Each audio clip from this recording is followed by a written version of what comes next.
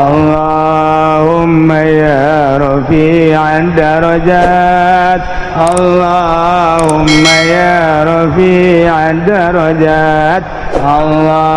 Allah janji la fatahna alaihim barakatim minas samai wal ard, niscaya kaula nu agung bakal ngalimpah ruahkeun ka nagara tersebut teh kabarokahan ilagit jeung ti bumi. Konsepna dua, hiji amanu, dua wattaqau, bakal limpah ruah. Subur makmur loh jinawi. Lamun urang nyaritakeun barokah wasul barokah teh hatina asal kabarokahan teh subutul khair al ilahi fi tetep da kahadean kabagusan bangsa pangeran dina naon bae nu aya di muka bumi ieu. Ketika urang ningali langit pinuh barokah lantaran langit kahujanan cai-caina anu ngajadikeun kana tatanian jeung jajadian. Lamun urang nyaritakeun kabarokahan bumi bin nabati jararadi, boro-boro nu dipelak nu teu dipelak ge jararadi barokah ngaranna. Lamun urang hayang kos kitu konsepna dua, hiji amanu, dua wattaqau. Allah janji la fatahna alaihim barakatim minas sama wal ard. Tuturkeun ayat Quran ieu mah lain pidauh bupati ieu mah. Lain pidauh gubernur, lain DPR, MPR jeung presiden. Ieu mah nu boga langit bumi katut eusina, nu boga dunia nyarita mun hayang la fatahna alaihim barakatim minas samai wal ard. Dua, amanu wat taqau, iman takwa. Ya Allah, dibaca nama hampang iman takwa, babari jasa iman takwa. Di pemerintah ge lamun pidato teh jauh ti eta iman takwa, balik bae ka imah intip usia. Amanu wattaqau. Ya Allah ya Rabb, Masya Allah. Kuari kaayaan di negara urang teh seperti kieu. Lamun urang tangga kaluhur langit-langit teu pernah nurunkeun hujan, aya ge hujan ulah disangka hujan anu bagus. Lantaran ketika hujan teh dibarengan ku kilat jeung guludug perlu ditanyakeun. Aya konsepna hujan mah diawali ku angin heula. Lamun hujan anu asli mah diawali ku angin hiliwir kolot baheula mah nyaho beuh ieu teh angin barat, kolot baheula mah nyaho ieu teh angin timur nyahoan. Dina angin eta lah lain sambarangan angin orenganan Allah.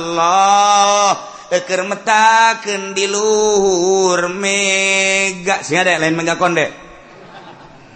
Mega keur didorong ku angin ku Gusti Allah tadi ka manakeun ieu teh mega sesuai jeung perintah Allah.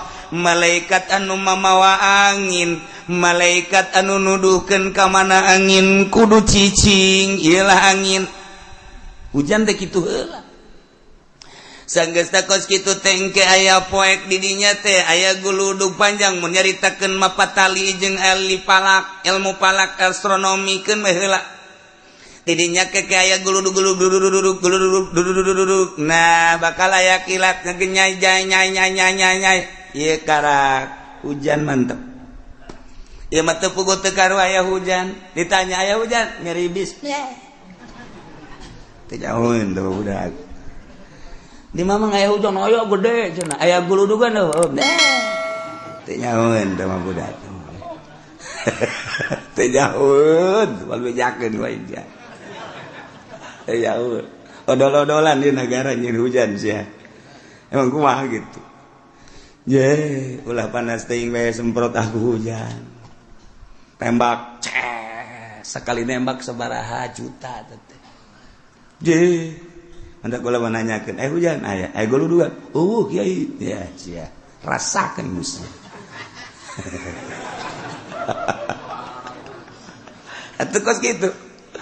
Pada dasarnya hujan teh kos kitu. sebab segala rupa ge kapan aya sabab-sababna urang lamun nyaritakeun tentang sene moal ujug-ujug kaluar sene padahal garetan aya korek api aya tetep kudu dicekreskeun ces di deuleuh di jerona aya sabab.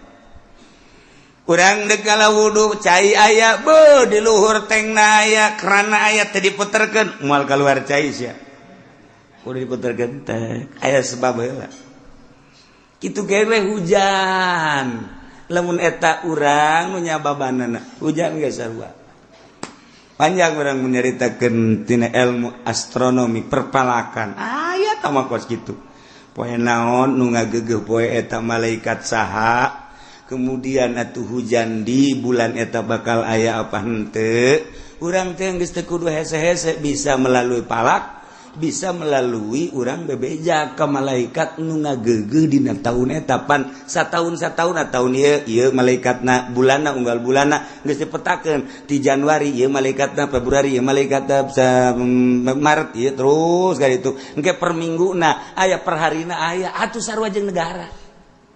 Urang wau jeung malaikat eta tanya malaikat naon sia tuh tanya ka aing wow henteu naon henteu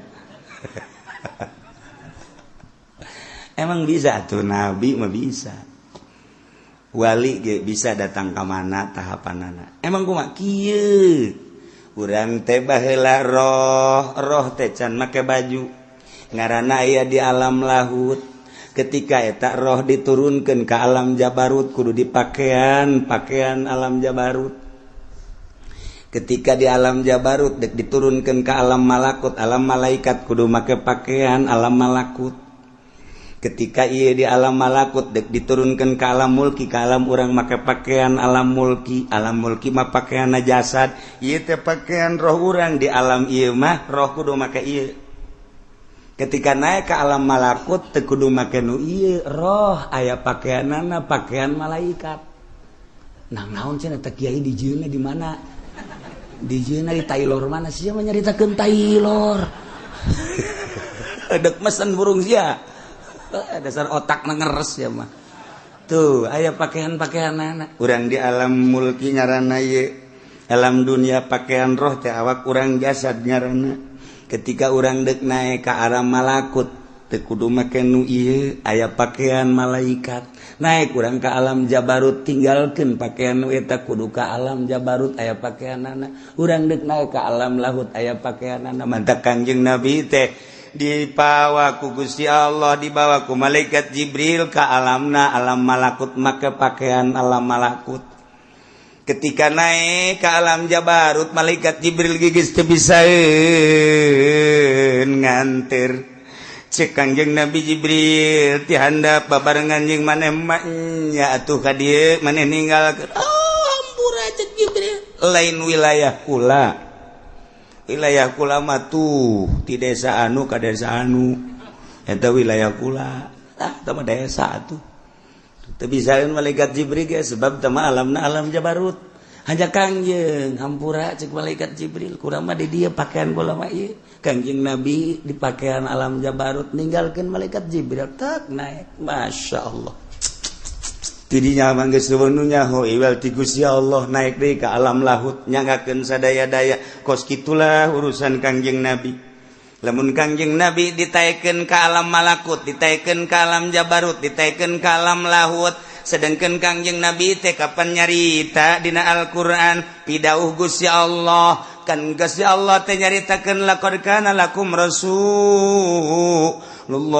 uswatun hasanah Kangjeng Nabi teh Rasulullahi uswatun hasanah contoh anu bagus geus atuh lamun contoh nu bagus Kangjeng Nabi urang mun nyontoh Kangjeng Nabi atuh bisa urang bisa naik ka langit lamun urang geus tuturkeun Kangjeng Nabi atuh bisa naik ka alam jabarut atuh lamun urang terus tuturkeun Kangjeng Nabi atuh bisa ka ditu naik ka alam lahut tinggal kumaha carana atuh tuturkeun Kangjeng Nabi cuman moal bisa lantaran Kangjeng Nabi geus nyarita ti Gusti Allah wa ma utitum minal ilmi illa qalila tepati maneh dibere tina ilmu kecuali saeutik anu bisa kadinya mah hanya segerintil teangan coba di Kabupaten Tangerang nu bisa naik ka luhur langit teangan coba melalui bupati jeung sekretarisna coba pangnengankeun lain naik ka luhur langit bebas ka laut modar eta tuh kan berarti aya sebab lamun leuwih manusia anu kos kitu hancur Jakarta dipimpin ku hancur Indonesia. Untung aya kene jelema nu kos karar itu. Nah ieu mah keur carita jelema lamun geus datang ka alam malakut berarti manehanana teh geus teu ngabutuhkeun ieu naik ka alam malakut babarengan jeung malaikat bisa negor ka malaikat teh ieu nyaritakeun eta maksudna. Oh ono opo malaikat ti mau beureun di mah nya ono apa sih nakon-nakon begini malaikat ini kira-kira bulan ini hujan apa enggak cak malaikatnya naon urusanana tuh sia hujan jeung teu urusan pangeran teh mendek nanya bae tapi mah rahasianya ulah dibejakeun ka jelema moal awas ieu mah kan urusan di alam malakut lamun sia turun ke alam jabarut ke alam mulki nya alam nasut ngaranna urang teh ulah beja moal atuh geus dibere nya hukum malaikat tek aya manusia nu dibere kos kitu sebab nyanana geus bisa ninggalkeun ieu oh jadi berarti awak urang ulah dahar ulah nginum paeh sia nu mentak ayalah paranti ngabersihan ruhani supaya ruhani teh bisa hihiberan sakumaha Kangjeng Nabi belah dieuna Sayyidina Umar belah dieuna Sayyidina Abu Bakar belah dieuna Tuan Abdul Qadir Jailani belah dieuna Syekh Nawawi Tanara belah dieuna Syekh Asnawi Caringin belah dieuna Syekh Daud belah dieuna tah nu kurang dizarahan di kitu Ki Mansur nu kurang dijarahan diunggal para wali eta teh nu rohna geus bisa ninggalkeun ieu nyana make pakaian alam malakut aya tuh leuweuh wae teh hese dagara acak-acakan ya Allah ya Rabbi masyaallah karim lamun urang di zahir kuari teh budak mah make pakaian SD handapna beureum luhurna putih merah putih budak teh kuari di SMP pakaian SMP kuari manehanana neuk digawe di desa make pakaian desa kuari neuk digawe di kecamatan make pakaian donan garang PNS kuari digawe di kabupaten make pakaian PNS tanggeus lain deui kuari bupati ge pakaian lain deui gubernur lain deui presiden dan lain deui aya pakaian-pakaianana di alam eta ge sarua masyaallah karim. Nah ieu maka jeung teu keur carita urusan ilmu kawalian nu mantak urang kudu ngabersihan ruhani urang belah dieuna maka karak ngabersihan hate doang ulah ujub ulah takabur ulah ria ulah sumah ulah hubud dunya ubah hubul jahubur riasa piceunan nu kos karar itu ya Allah ya Rabbi miceunan eta ge seseleh bicanan eta teh seseleh lainna lagan nu mantak dibagilah di awak urang teh sababaraha lelembutan lalipatul qalbi latifatur ruh latifatus sir latifatul qafi latifatul akba latifatun nafas latifatul qalb hiji-hijina latifah anu kudu dibersihan kudu didatangkeun nu mantak ngaranna teh aya takholi jeung tahali takholi piceunan nu garoreng engke tahali asupkeun ka awak urang terapkeun anu bararagusna lamun urang geus bisa takholi nu garorengna dipiceunan ku urang secara total tahali nu bagusna ku urang dia terapkeun di awak urang bakal tajalli ya Allah ngomong mangeunah kapanggih jeung bupati dibere duit dilegleg iya hese dua deket tak kuari manaon sababna begitu jelema jadi muih hajut teu bisa khusus salatna jelema begitu asup ka partai teu bisa khusus salatna kurang mangayakinkeun moal bisa khusus wani disumpah sombong cenah kuci aing waktu sombong-sombong mah aing mah waktu sombong-sombong bae kadeuleuan nu husu mah lain kitu tarangna kunaon barang jadi pemerintah acak-acakan ieu naon kitu ngaranna ibadahna bisa ngajahokeun naon tah teu beres kolbuna pagaweanana henteu takholi nya teu miceunan panyakit henteu tahali ngadatangkeun akhlak-akhlak anu bagus sifat-sifat anu bagus kanyawan kadaharanana kapan ti pemerintah mah pajak ai pajak mah kapan haram secara mutlak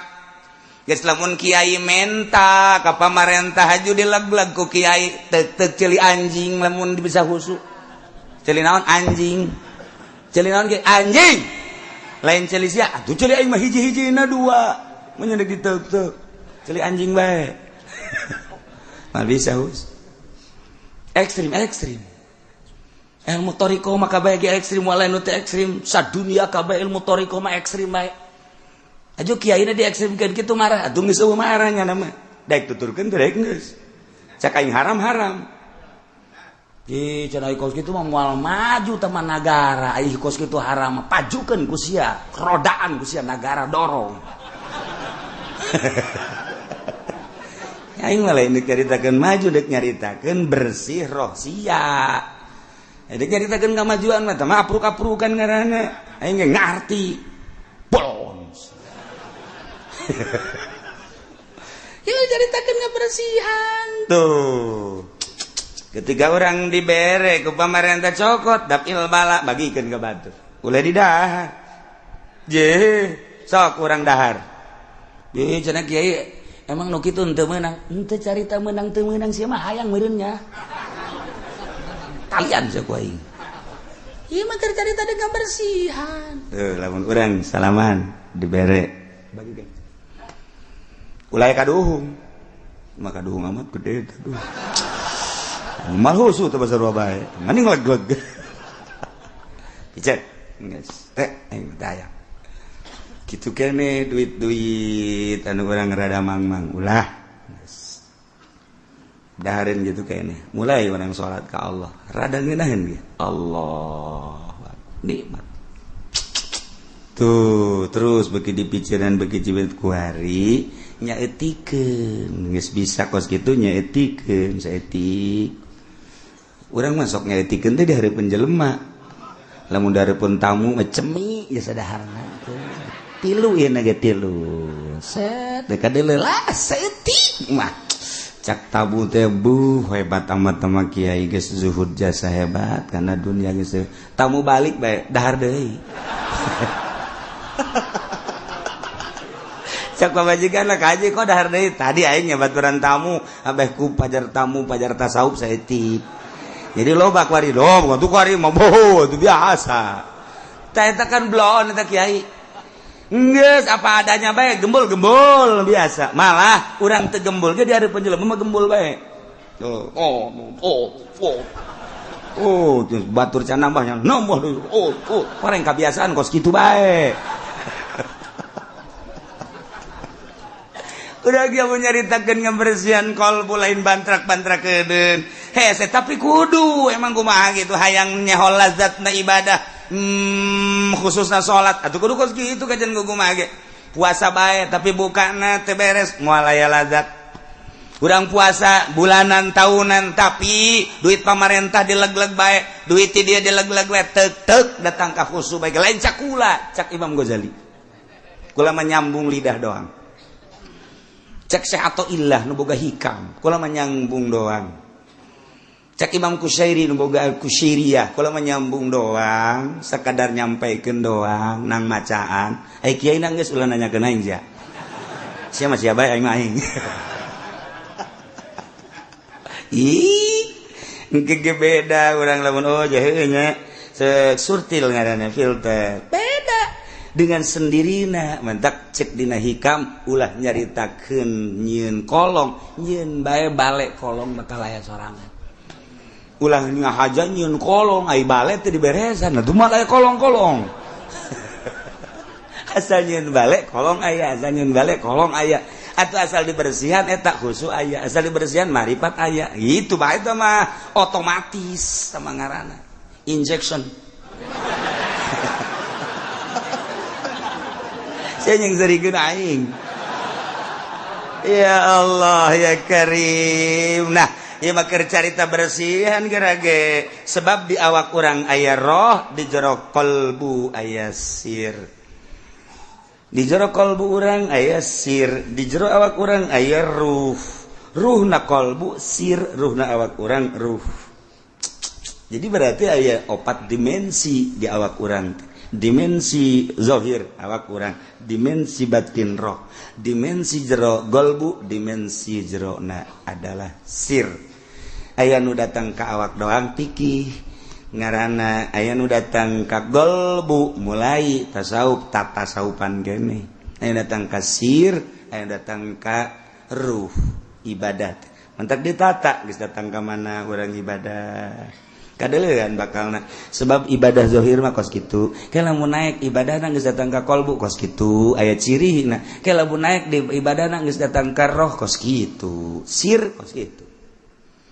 Gitu sebab naon alamna beda, alam urang alam nasut naik ke alam malakut pakaianna lain, tingkahna ge lain, naik ke alam jabarut pakaianna geus lain deui, naik ke alam laut nu nyaho iwal ti Gusti Allah Subhanahu wa ta'ala. Dicaritakeun sote horenganan aya wali Allah Subhanahu wa ta'ala. Nah, konsep negara supaya barokah.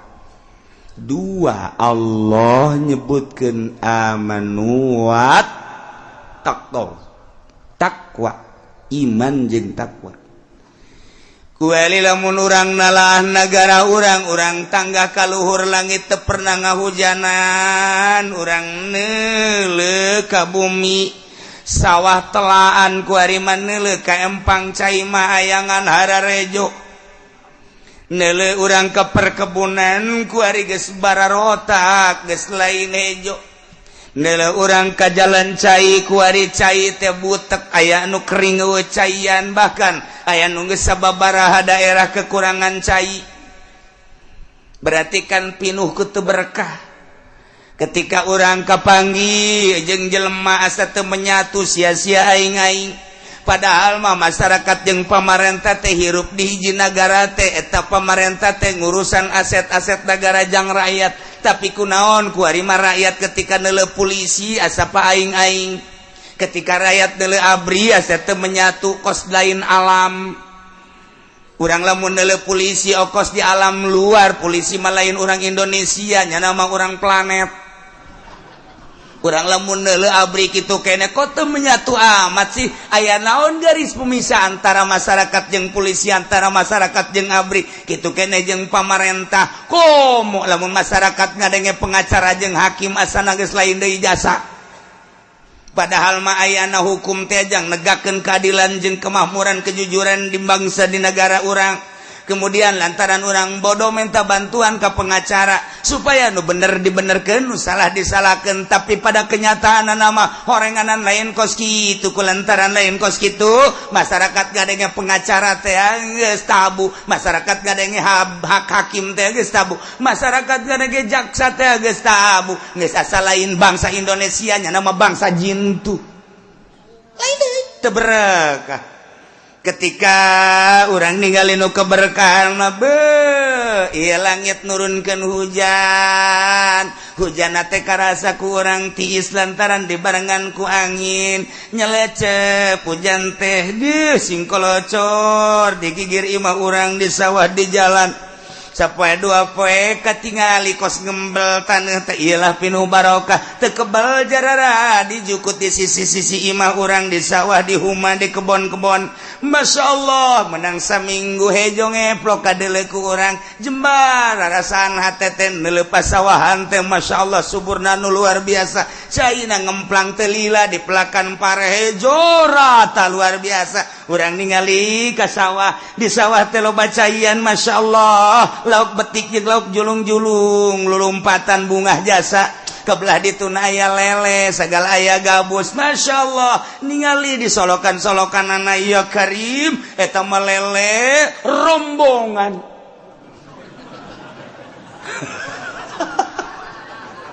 Pika-pitaeun budak agon tidinya rencana budak di sawah itu teh jalauk betik jeung betok sakitu lobana. Kabeneran sawah teh belah ditu namah teh dipelakan lantaran jero yu urang tahu. Coba bebejakan nu boga sawah namang mang ja ieu mah henteu kapelakan kukula dek ditaunya henteu nanaon atuh ke bagi 2 jeung mamang. Kumaha salah geus mang? Teu tahu. Ya Allah keplok. Masya Allah eta lauk datang nati mana araraya nu betik nu betok julung-julung balik ka imah subur ngaranna nu barokah. Ya Allah ya Rabbi mancing cari tanah cek asal diturunkeun pancing tabut asal turunkeun pancing ayaan eupan hiji menang 5 ieu mah eupan 20 tuh menang hiji acan teu berkah teh ngaranna kos kitu tah loba teuing eupan batan menang cuma eupan hiji Masya Allah kalau tah heula ditahan ku urang sing ades ya eupanna kade belah make ulah make curug eta teh ulah make peso eupanna teh kudu dipotong kuduna make awi hayang meunang mah sia tuturkeun kolot baheula ulah make curug ulah make peso make awi teh aya parantina sok gara ciduhan heula memehna eta pancing teh tuh sok asupkeun beus geus diasupkeun ciduhan teh teu bae kadeuh memeh dikahandapkeun lauk geus kieu bae berkah teh ngaranna ieu mah mancing sakadaek-daek diasupkeun pancing kieu ti isuk datang ka asar teu meunang hiji-hiji acan pas deuk balik meunang alhamdulillah lele hiji bunga ngolosot deui ngandongengna doang ka pemajikan we meunang ka munang hiji aju mana ngolosot deui teh kudu bebeja teh kos kitu mah teu berkah karana kos kitu tuh beda berkah ya karim udah jamun nyarita gadog geludug aya deui geludug nyanya turun deui hujan masyaallah di luhur turun hujan nu mawa barokah tanah embel ngajadikeun segala rupa masyaallah pare jaradi nu dipelak ku manusia jagong jaradi nu dipelak ku manusia kitu kene kacang kitu kene cabe jeung sajabah-sajabah nu diteu dipelakna jukut jeung segala rupana pan aya sapi aya munding aya domba beuh luar biasa poharana siraru daratang bagian hayam coba eta kabagian kabeh berkah ngaranna geus hayam jeung hayam teribut lantaran loba siraru loba simut kitu keneh manuk teu kudu malingan pare lantaran simut ngararapung manuk cukup ngadaharan simut doang ge simut boga dahareun loba ambalaya hayam kitu keneh geus puguh munding sapi jeung ka kebol munding wah lain lalagaan eta bajukut geus teu kadahar ku hewan-hewan pare ge kitu keneh jagong cabe berkah ngaranna itulah keberkahan ayang berkah kos gitu konsepna naon kiai ulah nuturkeun pamarentah konsepna nuturkeun Al-Qur'anul Karim mana ieu walau anna ahlal qura amanu wattaqau lafatahna 'alaihim barakatim minas samai wal ard kararitun teh si manusia nyaho teh si nyaho kitun teh henteu lolobana kumaha walakin kadzabur rusul fa akhadnahum bima kanu yaksibun tetapi lolobana manusia mah geuningan ngabohongkeun ka para rasul nu bara heula kabladina ngabohongkeun ka para wali-wali Allah ka para ulama kulantaran teu ngadenge ucapan-ucapan ulama atuh fa akhadnahum ku Gusti Allah disiksa Allah nyiksa nabi makanu yaksibun ku kakufuran anu kunyana diusaha ku kitu permaksiatan nu kunyana diusaha ku ari dipigawe pam-pam ku manusia di Indonesia ku masyarakat mabok ieulah Allah nyiksa bimakanu yaksibun ku mabokna manusia ku ari masyarakat Indonesia teh judi ieulah nu bakal disiksa ku Gusti Allah ku pagawean judina pagawean zina kuari iyalah Gusti Allah bakal nyiksa ku zinahna para masyarakat Gusti Allah teh bakal nyiksa ku pagawean bangsa ku pagawean umat lantaran korupsi pemerintah korupsi masyarakat maling atuh sarua bae ngan beda bahasa iya Allah bakal nyiksa ulah kaget lamun kuari teh diberkahkeun negara Indonesia nu sakieu suburna tetangkalan arareueuh kuari mah beuh pare-pare geus teu panen sakarawang sasubang Bandung Indonesia Tangerang mah geus puguh pertanian ieu tapi kapan aya sabaraha kontrakan kuari anu ditutup we nu ngontrak teu berkah kan ngaranna teu berkah kuari anu boga 50 kontrakan kuari aya anu 10 doang anu ngesi 40 barang ditanyakeun lantaran pabrik na gulung tikar balik teu berkah. Aya deui pengontrakan nu belah ditu eusi namangan unggal kontrakan loba nu maling bae pindahnya ka kontrakan lain teu berkah. Sarua bae. Ieu teu berkah ya kuari. Ya Allah ya Rabbi. Nah, urang lamun neuleuh di Indonesia lamun urang ningali ka India kamari kapanasan 4.000 nu pararae sabada kapanasan kuari dihujanan ku Gusti Allah geus 2.500 nu pae. Mejeunana. Pakistan kamari 2.500 keur panas mah kuari dihujanan ku Gusti Allah 1.000 nu pae hitung ku sia teu kudu make kalkulator 1.000. Kashmir deui geus aya hampir 1.000 nu pae. Dah pararae. Padahal malamun ku urang dihitung eta teh derajatna kakarake 49 derajat can 50. Saudi Arabia mah geus mencapai 50 tapi henteu naon tenan siksa mah geus kitu. Kaya naon eta di India nu nyaho. Iwal ti jelema nu nyaho. Aduh, heses yang masih ngomong. Aya seorang dai waliullah dakwah di India. Kemudian pada bulan Rajab kemari ieu jelema tersebut diculik, dibawa ke Amerika, dibunuh hiji waliullah. Nomor kedua ya jelema dakwah di India sarua bae. Istimewa dakwahna. Eta teh kira-kira umur 45 tahun. Wah, jelema loba jasa nu arasub Islam, culik deui ku Amerika, dibunuh deui. Di Pakistan hiji, golota mah. Kemudian nyada dakwah, lain lalagaan hebatna eta jelema dakwah. Teu perlu kugana dicaritakeun ngaranna. Kemudian tangkap di Pakistan, dibunuh keneh di Pakistan. Terakhir di Kashmir, eta ge sarua bae, dibunuh. Kula geus boga piling ngan aidek ngomong besi lu besi nyanyahoanan sakula di bulan Rawah teh asana India disiksa kajen ku kumaha sebab nu dua eta wali Allah nu di Pakistan wali Allah asana kajen ku kumaha kena siksa ngan teu ngomong we kula. Masya Allah terjadilah sabaraha ribu datang ka kuari panas paeh loba cai paeh kana bae ulah sadawara.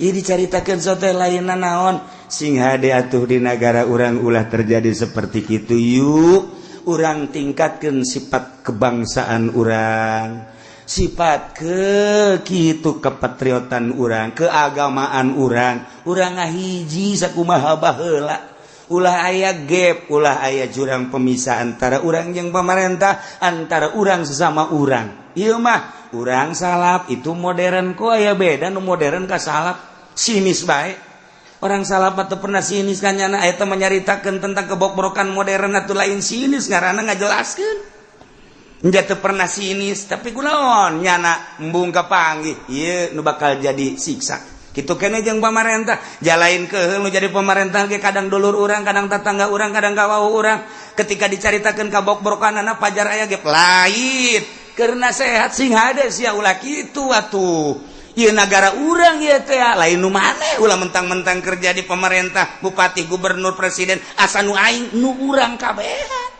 wajar lamun urang negor kade ulah sok kamalinaan teuing da leluhur urang inget leluhur urang baheula ieu teh hasil merdeka teh nang kolot urang baheula nah nyatukeun ku urang ieu akibat daripada pasalia Muhammadiyah ka dieu lempangna, NU ka dieu lempangna, Golkar ka ditu lempangna, P3 ka dieu lempangna, PKB ka dieu. Kapan cenah jang bangsa kok beda-beda sih? Nah ieu lah nu kudu ku urang diperhatikeun, diamati supaya urang ngahiji aya butuh mah partai pek bae. Ketika teu butuh deuk kudu dikumahakeun deui. Nah lamun urang amanu wattaqau Allah janji la fatahna alaihim barakatim minas sama duh lamun geus dibere barokahkan ngeunaheun urang hujan turun ngeunaheun taneuh jadi tatanen gitu keneh hasil tanina kemudian kurang didahar ngeunah di daharna jadi cai mani disalurkeun ka pamajikan urang cara nyalurkeunana make aturan Islam maca doa heula urang Allahumma jannibis syaiton wa jannibnas syaitana ma razaqtana Bantu nyahuan mah pamajikan nanya, mah ngadoa heula emang nanaonan sih, sia mah kumaha sih? Engkos duduk ngariung bae jagana. Ngata ku ka pamajikan aku kudu ngaji. Mun teu ngaji pajar ngariung urang. Sudah demikian salurkeun ka pamajikan urang set. Ketika urang deuk kaluar cai mani aya babacaanana di jero hate bae lantaran ayat supaya naon anakna supaya nyaho kana agama. Ya Allah aya aturan-aturanana. Engke disalurkeun aya lah terkandung di jero beuteung ibu kaluar masyaallah gunting rambut. Gunting rambut di marhabaan deut kabelah dieuna aya HP malekeun. Gunana tak lantaran tadina dibacaan di doa. Ayat TV bungen nya nama ngan heuleuh doang paling ya. Ieu mah nu bantak anak kurang gede can sakola geus sayang meuli HP. Kemudian dibelikeun jamarah bae main internetnya na di HP ge. Wih luar biasa. Kabelah dieuna bisa muka sorangan tek nu susu teh nu ping-ping teh budak leutik eta teh kos kitu geus teu bisa ditahan ku kolotna kolotna mandi ku nya dipoto tolong teh coba blon teh anak nu kos kitu coba ulah ngablonkeun ka anak baheulana teu ngadoa geus kulantaran teu ngadoa atuh anak setan pan setan teh bebeja ka gangjengna ka Gusti Allah Gusti hari abdi teh bagian pamajikan abdi di mana atuh Gusti? Teh dijawab ku Gusti Allah. Setan nunjukkan ka Gusti Allah, Gusti ai pamajikan abdi di mana? 3 kali kakarak cek Gusti Allah barengan jelema anu jima jeung pamajikanna teu maca bismillah heula teu ngadoa ka aing. Mentek ketika aya lalaki teu maca doa heula teu maca bismillah heula eta teh horenganan bareng jeung setan ketika keluar anak-anak setan. Geus ku ari nu mantakna aya nu nonton TV bae atuh pantes lantaran anak jurig. Ge, sia nu kumaha? Lah cenah kiai ulah kaget jakulana ge jurig ai kitu onam. Komplotan jurig kabeh burung. Laila konsepna walau anna ahlal qura amanu wattaqau dibulak-balik supaya urang teh ieu bisa ningkatkeun iman urang bisa ningkatkeun takwa urang ka Gusti Allah. Abe ku Gusti Allah diturunan janji Allah la fatahna alaihim barakatim minas samai wal ardh. Geus teu kudu istisqa asal amanu wattaqau Allah pasti nurunkeun la fatahna alaihim. Isin wari istisqa orang ngajak saha? Ndek ngajak saha istisqa? Ndek ngajak saha? Pad istisqa mah instruksi ti pemerintah. Bupati ngainstruksikeun ka masyarakatna melalui camat. Camat lantaran manehna mah sahibul wilayah nitah ka kiai. Geus lamun kiai dititah ku camat, wajib nurutna. Camat ditoel instruksikeun atuh ku ari titah parwasa dek istisqa geun kitu heula. Ulah main jeger-jeger bae.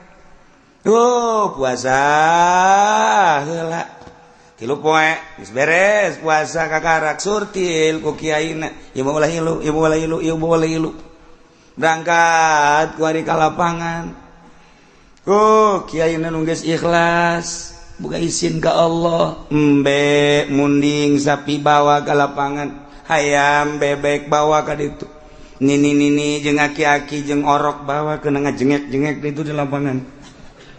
Pengke kapanasan ta panas karak salat istisqa sholli salatal istisqa Allahu akbar urang salat istisqa kebo eta kan ngomong panas sia teh teu ngarti sih bingung we kumaha meureun sapi ditanya ku sapi nu sini semua panas bebek panas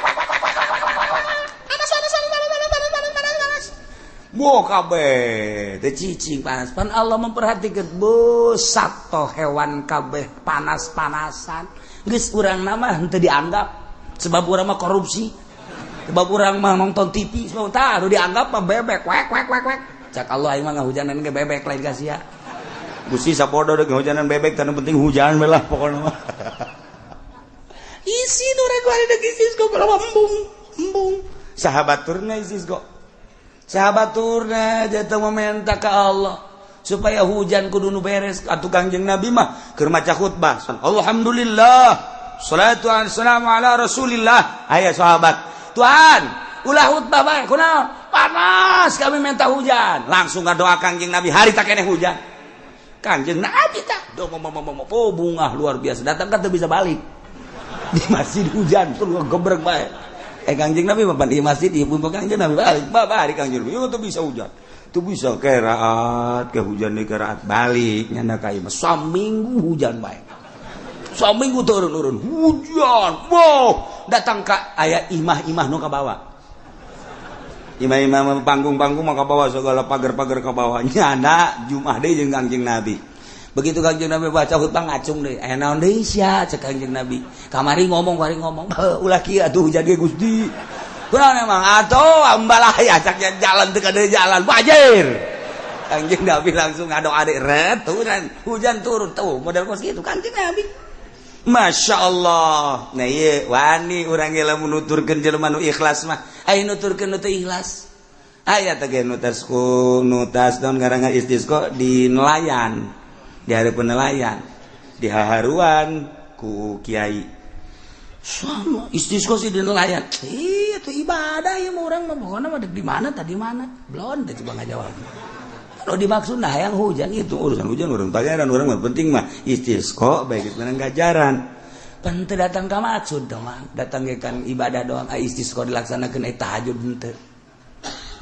Intip urang barang penting hees bae cak sia ibadah bego. Hah, ai kamari sia. Ngomong tahajud sia tuh coba hayo. Tahajud mah nu ngalem jeung urang mere duit tuh kan. Tembung aing menuturkeun usara itu, Mbok. Menuk ikhlas tu andieu karak daek atuh kiai bae uai ge embung. Ieu bae konsepna laksanakeun amanu wat taqau. Lamun yang subur turun hujan ge urang kabehan di imah masing-masing tingkatkeun iman urang, tingkatkeun takwa urang, lobakeun tadarruk ka Gusti Allah, taubat ka Gusti Allah, enta masing-masing Gusti abdi butuh cai sok penda sakali dua kali ai istisqa teu bisa mamani ngadoa bae ngan ieu amanu wattaqau bisa ku urang dipake tawasul ahli-ahli Allah sakumaha Sayyidina Umar tawasul sakumaha Sayyidina Ali tawasul ketika hayang turun hujan teh urang ge nyaritakeun ieu bae Gusti teh janji cek Gusti dina ayat Gusti teh walau anna ahlal qura amanu wattaqau lamun ahli nagara arariman jeung tararakwa cak Gusti la fatahna alaihim barakatim minas sama'i wal ardi langit bakal nurunkeun hujan bumi bakal ngajadikeun jajadian tina sabagian hamba Gusti teh abdi Gusti abdi teh hayang ningkatkeun iman abdi takwa abdi sakieu mah jararasaan abdi geus tingkat jasa sia cak Gusti Allah ningkat ge cak aing mah henteu mal ka dihujanan. Engke urang makin hari terus engke ge aya ti Gusti Allah. Masyaallah mantap.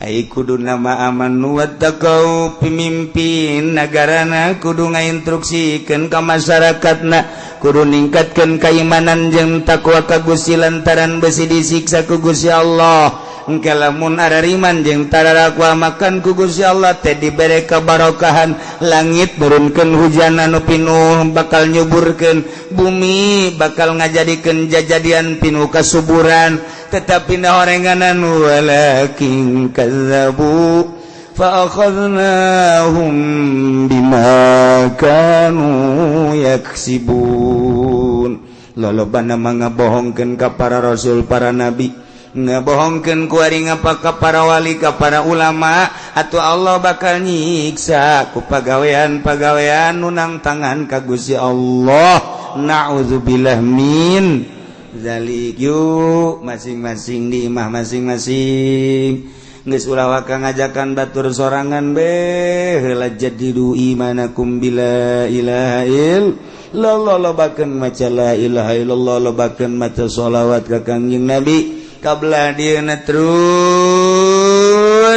tingkatkeun katakwaan urang ka Gusti Allah, mata urang takwakeun ka Gusti Allah, ulah didelekeun kana paharaman-paharaman ceuli kitu keneh, irung sungut kitu keneh tujukeun ka Gusti Allah. Kadanan para wali mah geus ninggalkeun alam ieu naek ka alam malakut, pakaianna geus pake pakaian malakut.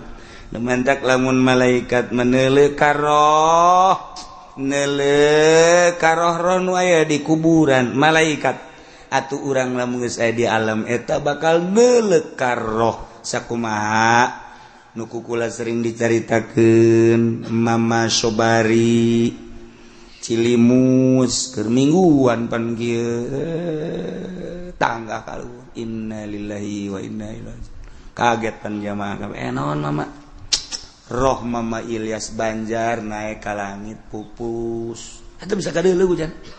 Bisa kadeuleuh. Haji Pendigi kabarieun le kuntilanak. Meureun sabangsa manan kitu ge nya. Teh tak bisa deuleuh roh lain sabaragan. Berarti kan hamba Allah aya nu bisa. Contoh Mama Sobari. Mama Sobari teh murid Mama Khalil Bangkalan. Ai Mama Khalil Bangkalan murid Syekh Nawawi Tanara. Ai Mutanam Nawawi Tanara murid Ki Hamid Khatib Asambasi. Ai Makah Hamid Khatib Asambasi murid Syekh Samsudin. Ai Syekh Samsudin terus kata Tuan Abdul Qadir. Jeh, nu mantak bararsi batur mah tuh bisa kadeuleuh. Geus, ieu mah keur carita mun geus aya di alam malakut ninggalkeun alam ieu bakal kapanggih urang jeung roh bisa ngobrol. Urang mun zarah ngobrol. Assalamualaikum. Woi, apa kabar? Baik-baik saja caknya nanti. Oh iya. Bagaimana di sana itu? Bagaimana keadaannya? Wah, gersang sekarang. Iya, ngobrol orang dirinya. Emang ngobrol lah gitu-gitu tuh lain. Kayak siapa datang ke kuburan gitu, hayang pajar hebat, takol habak. Itu kudu ngomong kos gitu di roh mah roh jeung roh ngaranna gitu lain mah kayak iya ngobrolna. Urang ngadang urang ngadinya tek we. Oh, geus bae urang mah cicing. Troh ngobrol juga. Tak besi aya di kuburan nu ngahaneng. Eta okos naon eta? Geus ulah diberjakeun lah pokona mah. Eta jara keur ngobrol. Tah, engke ge haju aya engke ge tas sejarah aya. Saya tadi ngahaneng kana beuh, masyaallah. Kunaon? Aing kapanggih jeung Uyut. Uyut. Heuh. Lain jeung malaikat lain, aing jeung Uyut cakna teh. Terus mah dasar dukun berenang nyawa aing dukun nyawa lain jaknya teh pokon Uyut bae. Aya kapanggih jeung Uyut urang. Tah jeung malaikat mah kos kitu, mantek-tek bae. Kalem geus bae teu kudu bebeja teu meunang bebeja itu teh masing-masing rahasia pribadi. Tuh kos kitulah lain make ieu. Lamun make ieu mah ngaranna alam nu ieu, alam itu mah alam malakut teu kudu. Sebab urang kaambe ku malaikat seungit, urang maca sholawat kaambe, urang maca Quran kaambe ku malaikat. Urang mah kadenge ku ceuli ieu, ku malaikat mah di luhur langit kadenge. Urang zikir tengah peuting, malaikat nongton di luhur langit. Urang tahajud tengah peuting, malaikat nongton. Nyaun malaikat moal kaliru komo Gusti Allah. Masyaallah nu mentak disebutlah ku malaikat ketika aya jelema hudang peuting zikir tahajud azim. Indal malaikat di alam malakut pada bebeja. Oi, si anu deuleu ge, ke peuting deuleu ditongton ku mana. Ijah. Malaikat kabeh di alam malakut teh ngahebat-hebat ngagung-agung. Henteu kudu ku urang dinaon kitu ngaran diberitakeun di media teu kudu. Henteu kudu, waduh di orbit teu kudu. Cak malaikat coba tatanggana deuleu, coba tatangga. Di nonton TV cak kana. Waduh, keur nonton bola. Malaikat ge ngobrol, pan kiai sih nonton bolanya. Malaikat mah ngobrol. Malaikat, heuh, tah mah kiaina sih kiai kos kitu tah nya. Urang turunan galedeg yuk. His, cak malaikat, perintah ti Gusti Allah. Ieu keur carita jauh kitu jangan teh sebenarnya mah. Ya Allah fa'amilalul qura wallahu a'lam. Minasyaitonirrajim. Bismillahirrahmanirrahim. Fiqhul hadis.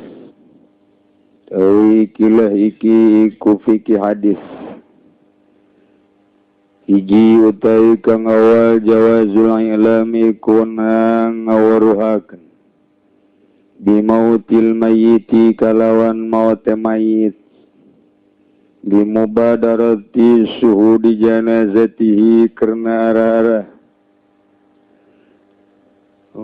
ngagura giruakan ning hadiring janazah mayit asal ngadenge bae orang gegeran hadir komun sugih sugan gede bae sholawat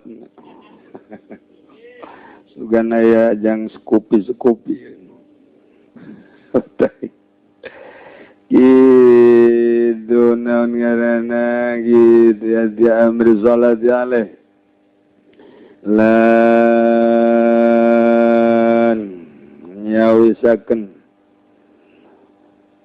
bergara salat alaihi perintah salat alaihi ngadasa mayit wa doa ilahu lan ngadoakeun kada mayit wal istighbalan jaluk pangampura walaysa zalika minan ilman yan ulan orana apa zalika mengkono ilam ikut dodo saking naik kang yen cegah apa anu saking kang ente temate dilarang kos itu dua jawazu sholat alal mayit dari kang gabing dari kewenang nyalati ngadas mayit al-ghaibi kang ghaib andil baladi saking negara untuk kiai ma ahli Allah mazal ngadenge bae langsungnya nama salat gaib Allah nu ningain mentak diangkat derajatna terus sebab hubungan dirina jeung Allah melalui salat gaib urang mah itu dititah we amplopan teu kitu kiai Golkar mah beda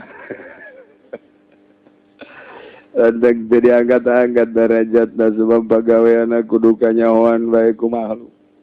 Kos gitu dah. Oh, sesepian we jadi titah tenan ulun kiai anu maot langsung we ke saat gaib. Kitu atuh. Ieu mah undanganana cenah.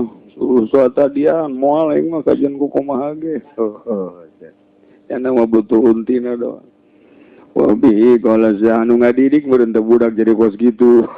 Wa bihi lan atut nu ngadidik. Wa bihilan kan kudu jadi kararieu ieu negara insyaallah masyaallah keikhlasan jadi Allah wa bihilan kalawan jawazu salat qala Syafi'i wa Ahmad ujar sabda Imam Syafi'i lan Imam Ahmad nu resep kana duit sagedeung deui bakal hujan duit siap-siap deui rohim sorban geura amparkeun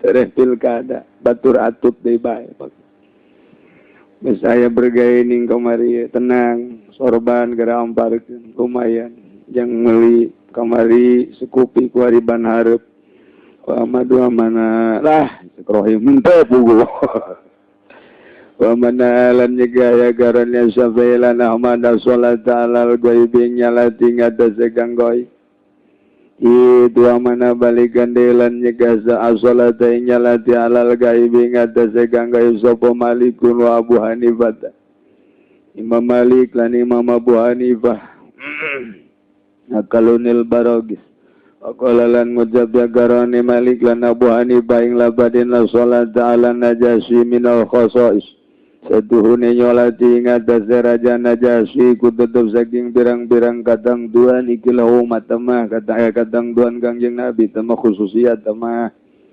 tilu utawi kang kaping 3 mukjizatun min mukjizatir rasul iku mukjizat kang tetep saking sakehe mukjizat kangjeng Rasulullah sallallahu alaihi wasallam Aizu akbar al-qawm sekira nyaritakeun ya Kangjeng Rasul al-qawm ing kaum bimautin Najasyi kalawan maut raja Najasyi fil yaumil ladzi mata ing dalem dina kang mati Najasyi ing dalem lazi ing dalem yaum taulazi ma'al bu'dil katir bertani adoh kang banget adoh kang age bainal Madinah wal Habsyah ing dalem antarane negeri Madinah lam Habasyah. Oh, nu ngabejaan Kangjeng Nabi saha nu nga SMS can aya HP baheula mah. Janaya tapi Kangjeng Nabi apaleun aja Najasyi maut bu bena negara apaleun Kangjeng Nabi iyalah mukjizat anda kuari mah hampir jelema boga mukjizat kabeh andarannya HP luar biasa keur ngaji ge bobogohan bisa make HP Masya Allah bisnis bisa make HP ya Allah ya Rabbi zaman geus aduk-adukan kuari mah Gusti Allah Ilu mazidu syarafin Najasyi utai kang kaping babatiku wuwuh kamulyaan Raja Najasyi wahara nu mantak disolaten ku Kangjeng Nabi lain sambarangan jelema Nomor kalima utai kang kaping 5 adadu takbiratus sholatil janazah kuping bilangan sakit takbir salat janazah wa anha arbaatun satuhune takbiratus sholatil janazah iku papat Qala Syafi'i wa Ahmadu mujazaba Imam Syafi'i lan Imam Ahmad yusra wa rabbul yadain bi kulli takbiratin dan syarakeun pangangkat pandangan loro ing dalam saban takbir. Qala Abu Hanifah dalan mujazaba Imam Abu Hanifah wa masyhur mazhab Malik lan masyhur mazhab Imam Malik cenah jegna ing lapat la yarba orang angkat ya wong yadahi ing tangan lorone wong inda zairi takbirati. Dalam zakakarin zakaya takbiran bal indal awal pakot balik daing dalam takbir kang awal pakot bal indal ula pakot balik dalam nalikane takbir kang awal pakot takbir awal kudu diangkat maka dua kali lumanten mantap kurang muningali nyalaten maid di Mekah aneka ragam aya nun teu biasa Allahu akbar Allah gelengeuna cicing bae aya nu disidakepkeun anu ngarumbai ka handap mantap kurang tanya oh tidi tu na tungtung na balik di Mekah nurutan bae ulah sambarang an Ibnu Abbas wallahu a'lam bissawab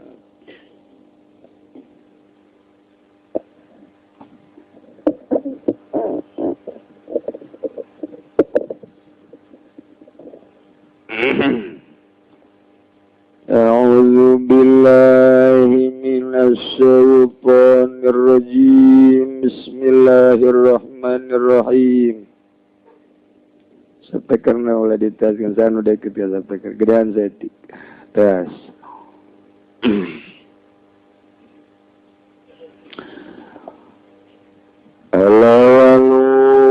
Yusiru ilal wujudil awal ala zali utawi huwa kang awal iku nuduhkeun ya awal mering wujud kang awal kang bangsa azali qabla tajalli ing dalam sadurunge tajalli wasani lan utawi kang kaping yusiru iku nuduhkeun ya sani lahalihi maring tingkah wujud pada tajalli ing dalam sahusane tajalli wasali lan utawi kang kaping telu lahalihi iku nuduhkeun ya salis maring tingkah wujud pada tawi hadza tajalli ing dalam sahusane dan lipatai kila tajalli wa izhari tajalli akhar dan lahirkan tajalli kang ngone hedung wujuduhu wa zuhuruhu kang langgang apa adane tajalli akhar lan lahir tajalli akhar wa huwa al-mu'abbaru bil akhar dan utawi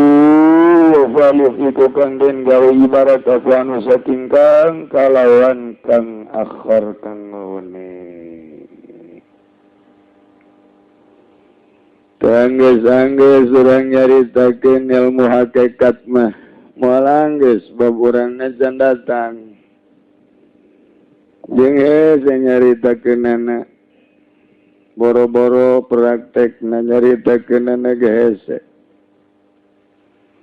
urang nyaritakeun tajalli padahal mah kabeh ge tajalli caritaan awal geus wujud awal azali kuntu kanzan beres mimih segala aya Allah doang nyalira lantaran Allah yang dikenal maka ngadamelah makhluk geus makhluk teh dadamelan Allah memeh tajalli huwa awal ieu mah keur nyaritakeun bahasa wali huwa hakikat kabeh kedua nuduhkeun kana tingkah wujud sabada tajalli lamun tadi mandek tajalli di mana ada can aya makhluk teh Wari makhluk didamel ku Gusti Allah, langit katut eusina, bumi katut eusina.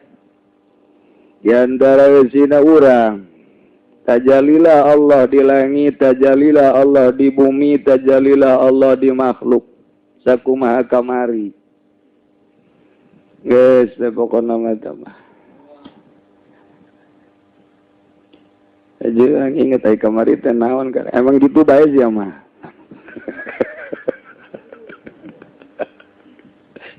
Itu lamun bisa bae mah jara di kiai bae kabeh. Bantak teh jadi kiai ge pohon melulu.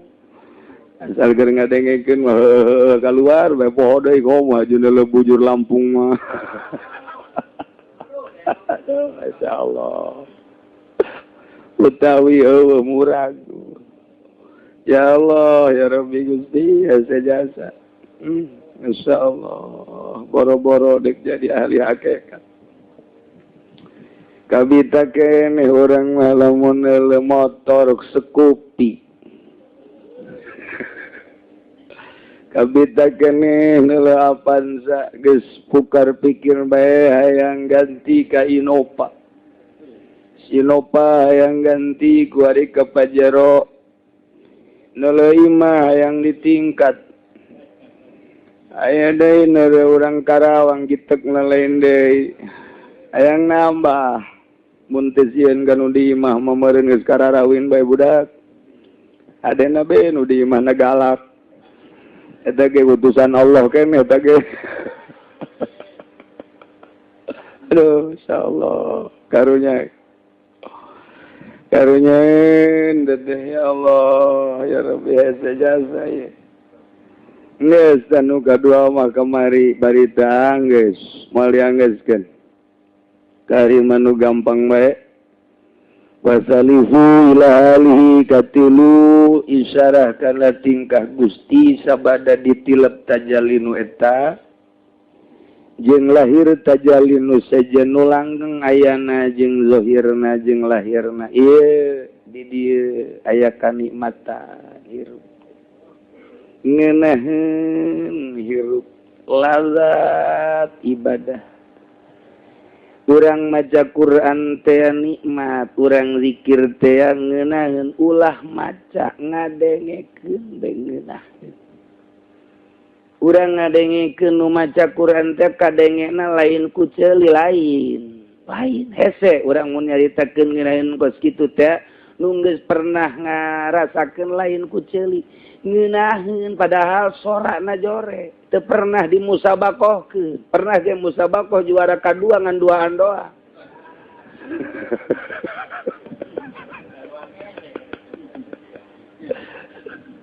Ele kudu ka hiji duaan doa. Ngeunaheun urang mun milu salat. Aju imamna salah padahal mah makhrajna tapi nikmat. Ngeunaheun geus lain ukuran sora, lain ukuran makhraj, ukuranana ieu mah ditajallikeun ku Gusti Allah kalam Allah. Sehingga nikmat ngadengen nu zikir ngeunaheun jasa. Eta teh engkena hayangna salat. Ngeunaheun salat teh teu karasa lantaran aya kangeunahan lazat. Ke nu mantak ngeunah kitu teh kunaon? Nu mantak ngeunaheun teh teu karasa dirina nu salat. Pan bisa teu karasa dirina nu salat lantaran teu ngaku bahwa dirina aya. Pan bisa kitu ngaji heula, mondok. Moal bisa sakola sanawiyah mah datang ka kiamat ge. Moal bisa sakola aliyah datang ka dinya datang ka kiamat ge mondok. Nu mondok ge kena sekupi. Bisa. Gara-gara atuh. Pareum lampu. Pondok ajur. Majelis taklim bareula. Tergedeng deui serangan Golkar bakal terjadi deui. Beneran lain lalagaan golong. Siap-siap sorban geura amparkeun. Mulungan duit Golkar. Siap him. Yang meuli pentil sekupi.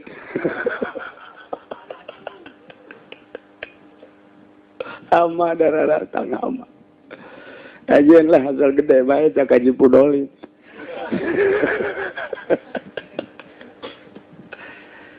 Masya Allah poek melekar nu diaji ku urang ilmu hakikat nu dipigawean ku urang atuh pikih ge acak-acakan jauh melung di mana-mana ari ngaku ahli torekat ari ngaku ahli hikam ari ngaku ahli zikir orang teu karasa mobil pamere atut motor pamere atut majlis pamere atut naon deui cak rohim hareuna aing ngalain ku atut ku WH atuh sarua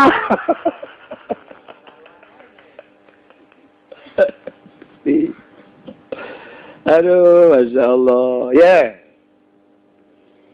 jelema teh kudu sampurna hirupna lamun geus sampurna hirup disebutlah insan kamil nu boga jurusan nu boga julukan insan kamil Kangjeng Nabi urang Kangjeng Nabi Muhammad sallallahu alaihi wasallam. Nah umat Kangjeng ge aya nu diangkat jadi insan kamil kutub aya nu jadi insan kamil wali nu mentak kulantaran geus jadi insan kamil eta nyana bisa mukamil ulah jadi mukamil mun can jadi insan kamil. Insan kamil teh mursyid ngaranna geus teu meunang sambarangan jelema nu deuk nurunkeun zikir torekat kudu berpangkat kamil heula kakarak mukamil nyampurnakeun batur dirina kudu sampurna heula sampurna kahirupan teh kumaha lamun jelema bicara sampurna kahirupan kudu ulah aya hirup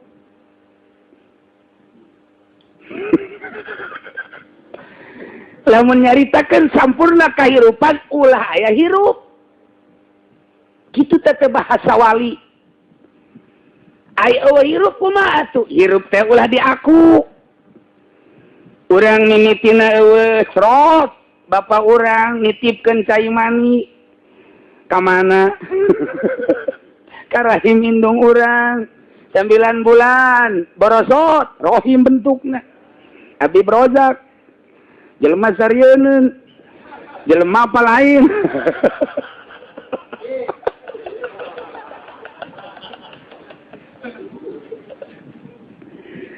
santa teh cai mani baku teh cai mani mah 40 poe cai mani 40 poe getih kimpal 40 poe daging kimpal utuslah malaikat Jibril tendelan roh tiup roh teh menang Allah melalui malaikat Jibril alaihi salam berarti nu saha eta hirup nu Allah hirup utek-utekan deui mah cek indungna tah karasa utek-utekan belah dia katuhu tah ayeuna aya belah kencak utek-utekan tah kuari kaluhur ti peuting mah pan dihandap ge utek-utekan ajuki karasa nah hirup berarti takwari hirup menang 9 bulan borosot jadilah urang sing hade dididik di sanawiyah di SD di aliyah di masantren teng jadilah mahasiswa jadilah insinyur jadilah dokterandes jadilah profesor mun teu masantren ngaku bae hirup nu sorangan padahal ingat nang nendenan malaikat Jibril alaihi salam titah ku Gusti Allah lala kita wewe Gusti lalaki kumahakeun disampurnakeun tah geus kuari urang lamun nu masantren inget hirup lain nu urang kakarak datang kalisan doang dipidatokeun kadenge ku mahasiswa kadenge ku profesor ku doktor kadenge ku presiden oh hidup ini bukan punya kita ngan dibaham doang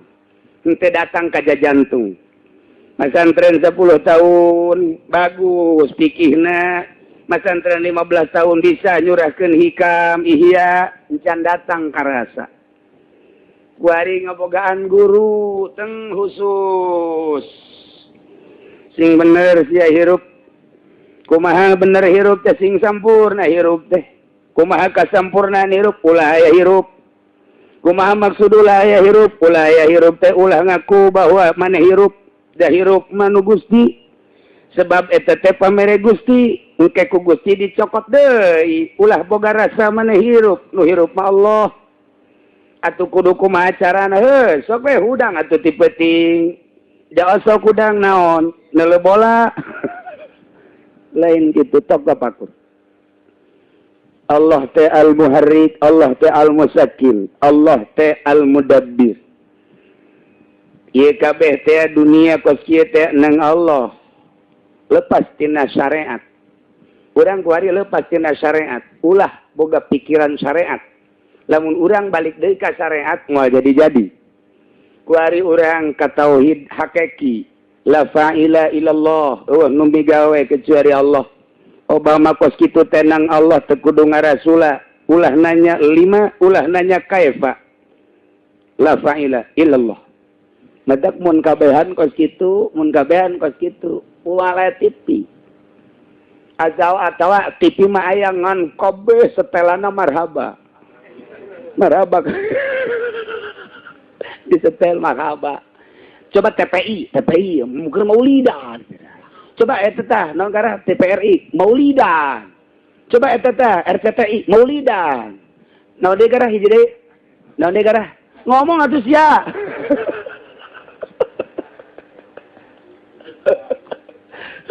acara naon kos karar itu mah terame la fa'ila illallah aya Raja Bush aya Bill Clinton aya Obama nang Allah aya Saddam Hussein aya Osama bin Laden aya Gus Dur nang Allah aya SBY nang Allah Atut nang Allah WH nang Allah Eto Ismet nang Allah Habib Rozak nang Allah kabeh menang Allah teu perlu ditanyakeun geus kieu teh nang Allah nang ngagerakeun Allah nang ngicingkeun Allah nang urusan Allah nu keur ditembongkeun ku Allah tajalina Allah di alam dunia kos kieu dan mantap kali tapakur mah ya tunggu emang keur dikieukeun ku Gusti Allah riweuh amat ulah riweuh aja lamun urang ulah riweuh upaya berarti mun urang nyaritakeun upaya balik deui ka fikih syariat mantap loba nu teu kuat dina hakikat loba nu teu kuat ai kitu mah ahli hakikat henteu berjuang pang berjuang na ahli hakikat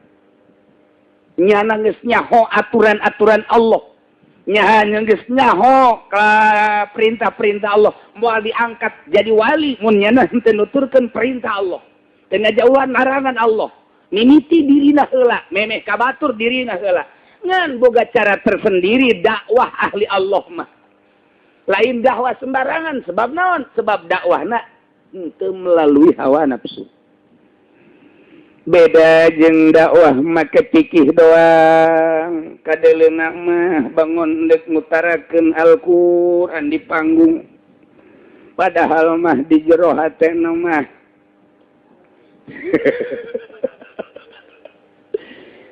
eta kiai pang munafekna mun hayang nyaho jelema nu pang munafekna kiai ahli panggung lantaran disungutna mah nyana teh dakwah di jero hatena mah hayang amplop Eki Soleh Jai ngomong amplop engge sina eta keur carita ahli hakikat ieu mah keur carita ahli hakikat kiai nu kitulah nu ngarusak agama lain di mulut lain di kolbu eueuh nu nyaho masyarakat siga nya Allah Maha Uninga lompat ka mana sia cak Allah sungut sia jeung hate sia munafik sia cak Allah dikutuk sia ku aing awas cak ku si Allah mulai pengajianna surut mulai pasantrenna surut nyana ngomong kunaon nya aing dakwah bae tapi pan ieu surut tangkorak sia hate sia ye ja dakwah sekupi sia dakwah dapur sia dakwah pondok sia jadi dakwah teh hayang kajian pondok dakwah teh hayang kajian majelis tamah kiai ondo lain kitu dakwah mah tah dakwah mah sampaikeun bener ulah hayang nanaon tah urang lamun encan sampurna hirup kaya ngaku bahwa urang hirup ieu teh encan bisa nurunkan ilmu lantaran dirina encan berjulukan kamil, encan berpredikat kamil, encan bisa mukamil. Kudu dileungitkeun heula eta teh boga rasa hirup da hirup menuju si Allah. Geus lamun urang kos kitu patutah masih keneh ngaras hirup encan jadi wali. Wali mah kabeh teu boga rasa dirina hirup. Asana hese amat kiai mulai dilempengkeun lamun kamari urang nyaritakeun sampurna takbir. Oh, nu kadeuleu iwal ti Gusti. Kuari mah langsung kana niat. Niat urang sampurnakeun. Sampurna niat mah ulah aya kahayang. Salila aya kahayang moal sampurna niatna. Contohan coba kiai kieu. Hayang amat hayang gara magrib ya hayang gara salat magrib. Bagus kan kadengena? Bagus kan? Bagus. Hayang gara salat magrib jasa eta doraka ta jelema teh. Pasti doraka. Lain boga ganjaran tah hayang salat teh lain boga ganjaran, boga siksaan. Teliti coba. Ku ahli torekat mah geus kanyahoan. Sia hayang salat berarti boga kahayang dah. Heueuh cenah kula mah geus arateus cenah. Nyari awak lamun hidup salat maghrib berjamaah. Sia ku hayang-hayang ting salat maghrib emang kunaon pan lohor mah jeung asar teh dihayangan. Eta cenah ieu maghrib mah sok aya deuk ka masjidna teh sok anu make tiung beureum tuh. Kanyahoan. Oh, berarti lain sama maghrib-maghribna. Di balik sholat maghrib ada tiung merah. Eta tah nu bahaya nama boga kahayang sholat maghrib ternyata lain sholat tah boga kahayang teh kos itu. Boga kahayang teh kos kitu teh. Aya geura pilkada bae. Nah, aya naon di balik pilkada ieu? Aya naon tanya ka rohim. Henteu cenah ieu ikhlas lillahi ta'ala. Allahu akbar. Bohong sia. Sok resep bae cenah aya 100 200. Eta boga kahayang. Boga kahayang. Aduh, hayang gara poe Minggu bae cenah ieu. Naon tuh ngaji ka Cilongok. Ah, sia lain ngaji. Rindu jasa cenah.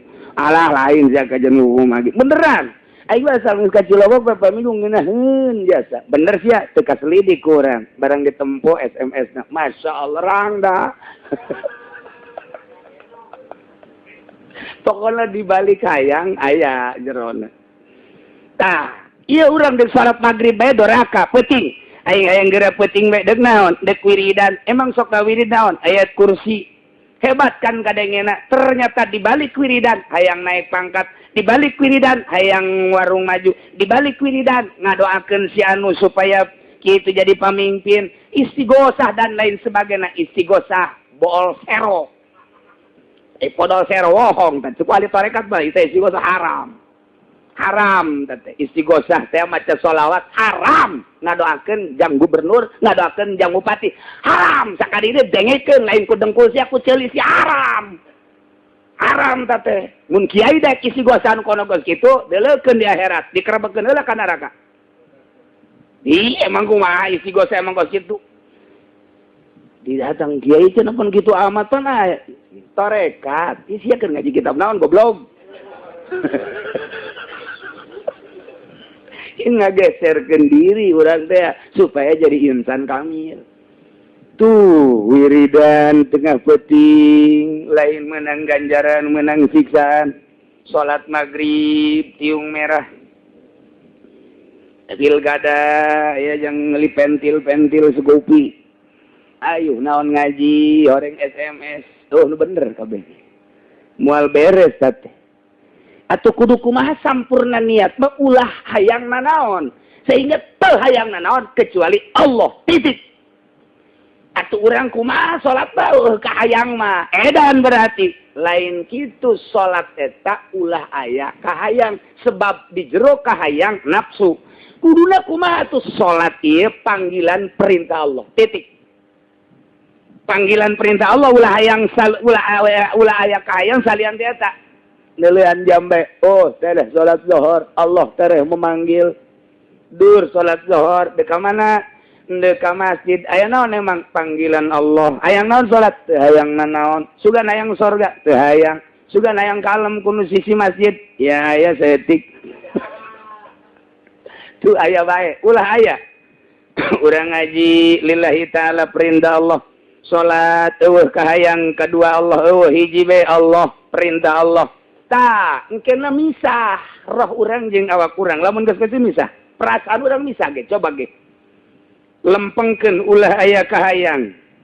Lamun ulah aya kahayang teh kudu nutup mata sebab kahayang teh tina mata nu kamari kesempurnaan takdir ulah aya dedelean selama aya dedelean awak ngomong begitu neuleuh baju cak awak teh beulikeun pantes meureun aing mun make baju eta akibat mata begitu urang neuleuh sendal jeung sepatu cokor urang ngomong cak cokor teh beuli eta bagus amat mun dipake ku maneh syukur mun dipake ku aing bagus jasa aju kaciku pakai masarwiti mantep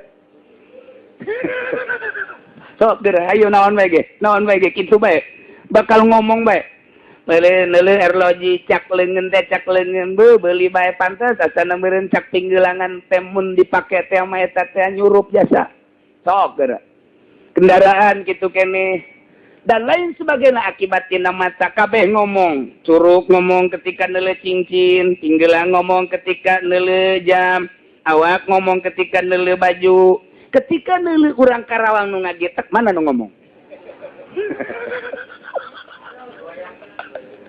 mana nu ngomong cak nu dihandap datang sampurnakeun aing teu kuat aing teu kuat ngomong nu dihandap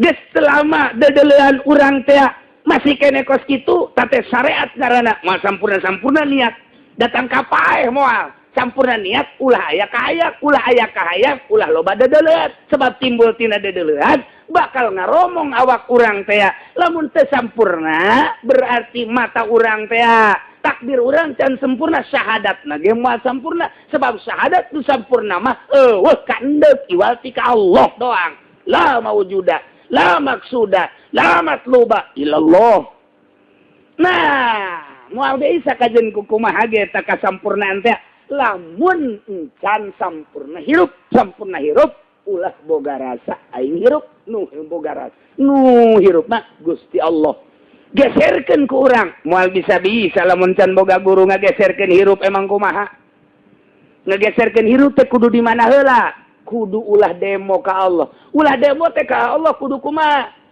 renungkeun ku urang maha kawasa Allah kudrat Allah jeung iradat Allah tafakuran sanggeus ditafakuran bakal timbul Allah maha qadir bandingkeun ku urang di dunia bae ge ieu nu sugih teh teu bisa kumaha urang kumaha cak nu sugih atuh kumaha Allah pamarentah bae ge boga kakawasan teu bisa cak rakyat kumaha cak pamarentah atuh kumaha Allah Allah maha sagala-galana geus ulah kumaha cak urang atuh tinggalkeun rasa hirup urang da dihirupan ge ku Gusti Allah wari ditapakuran teu ditapakuran mah moal bisa bari teu dipereumkeun mata moal bisa peureum mata ja teu bisa di lembur mah di jero kamar di jero kamar bae urang di jero kamar boga TV nu leutik bae geus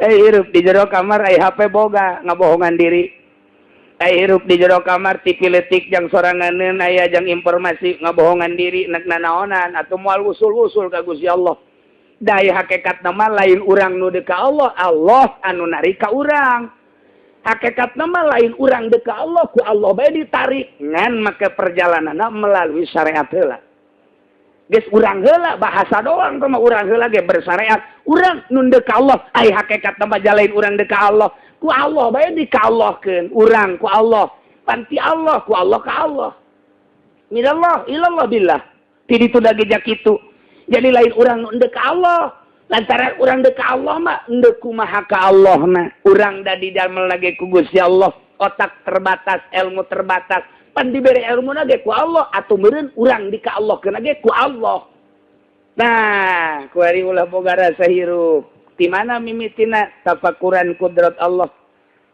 lamun urang geus tafakuran kudrat Allah urang ge hirup kieu ge lain nang hayang urang sugan urang pesen baheula hayang mancung irung jante sugan pesen urang hayang deple dante urang pesen hayang jangkung dante urang pesen hayang pendek jante pesen hayang kos kieu jante oh berarti ayana urang teh nang Allah kieu atuh kahirupan ka ditu ge nang Allah al mudabbir berarti ku kakawasaan Allah atuh geus bae urang teh kuring ngojay di kakawasaan Allah mulai geus teu hayang nanaon mulai teu hayang nanaon ja hirup urangna ge nu Allah mulai kuari di jero benak kate urang Gusti hirup abdi teh dalai nu abdi nu Gusti abdi maalat Gusti wungkul ketika ieu hirup dicabut baku Gusti atuh da kumaha ngahalanganana boro-boro abdi dokter ge japaeh bae atuh lain nu abdi ieu hirup nu Gusti adek dikagustikeun bae diserahkeun ka Gusti sagala-galana hirup abdi rek pake nuturkeun aturan-aturan Gusti dan nu Gusti ieu teh mangga atur ku Gusti wayah salat wayah puasa wayah zakat mangga abdi manyanggakeun ka Gusti be ka Gusti mulai kuari nyerahkeun hirup ka Gusti lain nu urang ketika urang neule pancen anu aing dadeuleun ge anu aing ulah sembarangan sia dula deuleu peureum begitu aya nu liwat peureum dan tadi sabelah aya keneh mulai kuari dadeuleun teh geus ka gunung wari kaleuweung atawa di jero kamar teh deuleun urang ditepakura di borokobahan ya nu Gusti ieu teh hirup nu Gusti gerak nu Gusti dadeuleun ge nu Gusti kuari geus ditayakeun jaku Gusti urang teh siga urang nu upaya padahal mah nang Gusti ieu mah keur carita bersyariat heula urang ikhtiar mulai kuari mantep jasa ayeuna mah ibadah teh ka Allah aya rasa ngeunah kumaha emang ting bisa karasangeun anak dina salatna henteu boga kahayang ieu mah nuturkeun parentah Allah nangtung ieu nangtung teh dititah ku Allah tungkul teh dititah ku Allah cak Allah teh sia menghadap ka aing teh geus sesuai jeung aturan aing teu boga kahayang mandak maca Fatihah bae maca surat bae ruku bae babacaan ieu mah sagala rupa parentah Allah teu ngingetkeun kana makna teu ngingetkeun parentah Allah salat teh kos kieu sesuai jeung Kangjeng Nabi nyarios sallu kama raaitumuni usolli Allahu akbar teu boga perasaan naon geus ninggalkeun syariat fikih mantak lamun teu mikir heula bakal moal beres salat mantak kudu masantren heula ge tah teu kahartieun wah cenah nya norekat kudu hayu bae ngaji pikir deuk irahan norekatna babatok sia beureum teu diterangkeun mah kos kitu tah atuh cenah urang moal naik-naik atuh sia mikih bae heula keuna naik mikir heula keuna naik sebab bakal katinggaleun bakal ditinggalkeun sorangan pikih teh dengan sendirina urang salat teh usolli geus teu inget bahwa eta pikih perintah Allah bae tapi lamun urang inget usolli salat kaula ndek jadi wali turun deui pan aya siaan pan aing tuh atuh ulah dibaca usolina pan cak pikir kudu dibaca atuh kuari mah usolli bae usolli salat kaula atuh moal naik-naik sia da tekan modar ge ulah dibaca bae atuh jadi amin rais ya puyeng sia bolak-balik di dieu ge madak mikih bae heula nan ulah makan orekat sebab ninggalkeun pikir teh lain berarti teu dilaksanakeun eueuh di benak hate nu ayangan Gusti Allah pelaksanaana kitu-kitu bae ngan engke keur sorangan mah nyana lain deui keur berjamaah mah kitu bae engke aya sewaktu-waktu aya nu lainna hoa eta teh nu pohonna teh nyana mau soli ge kadang-kadang subuh bae soli zuhur ge soli fardhu subuh Allahu akbar usolli fardhu asar ge usolli fardhu subuh Allah subuh bae nya mah zuhur subuh asar subuh magrib sudah mun aya di lembur urang nu salat usolina subuh tewak nah eta poho nah sehingga deh hartina lah ninggalkeun pikir lain teu mikir rarasaanana geus ka Allah bae ieu mah nangtung da diparentah ku Allah Allah takbir tadi parentah gua tapi ulah ngomong kos kitu ieu mah rasa ku geus muraqabah jeung tapakur ngageser bakarna bakal kitu sorangan okos cek kitu dina hikam urang teh ulah ngaja nyieun kolong nyieun bale bae kolong bakal aya ulah ngaja nyieun kolong deuk naon tuh nyieun kolong nyieun bale bae engke kolong aya sorangan ieu ge urang mikih bae ge hakikat bae aya sorangan ulah ngaja bae ieu mah ngahakekat atuh engke balena di mana tuh hikam teh kos kitu aya bae geura nyieun bale nu rapi ge aya kolongan aya geus aya kolongan mah tuh pake kandang kotok atuh nah eta kos kitulah sok geura tentrem kuari mah Allahu akbar henteu boga rasa sejak kaula salat eta nu make sejak kaula teh eta pikih teh ngaranna mau jadi solihin aja kecuali ganti ngaran aja solihin. Ente lain dibaca mah tetap dibaca api lain ku api lain ieu mah perintah Allah Allahu akbar. Ini jangan mentengah artikan Allahu akbar kabir Allahumma agung ente perintah Allah baik ngan geus liwat lain berarti ente keur ieu geus. Jadi kuarina geus kos kitu bae. Geus diliwat sama kos kitu geus diliwat. Lain berarti haju eureun teu maca lain haju teu salat komo. Oh ieu mah cenah geus ahli tarekat tilok salat di bebatok sia. Meureun emang Nabi eureun salat. Tuh teu nyahoeun. Nah, kuari mau sholli fardhu zuhri Allahu akbar ieu mah ngalaksanakeun perintah Allah teu aya kahayang kadua sugan rasa sorangan salat henteu. Allah nu salat. Sebab abdi didamel ku Allah digerakkeun ku Allah. Ieu tanaga panu Allah aya Allahan berarti kuat aya Allahan ieu ngomong nu Allah sora nu Allah ieu angin nu Allah hirup nu Allah Allah berarti ngan ku kitu mah lain caritakeun rasa Allahu akbar berarti nyana teh kuari keur aya di ilmu Allah di kudrat Allah di iradat Allah jadi ngeunaheun asa henteu sora Allah salain dirina nu salat Allah kuari mah tak kakarak datang ke sesi jenar mun aya nu ngaku kos kitu paehan tetep kecualinya nanti buka rahasia sorangan bae loba salian teh siti jenar teu ngomong atuh para wali jak kitu kabeh ja henteu bisa henteu kitu mah kabeh ge wahdatul wujud nu hiji nu wujud mah ngan Allah hiji titik geus ngan aya anu oper teu terkendali ngomongnya aya anu terkendali biasa Allahu akbar biasa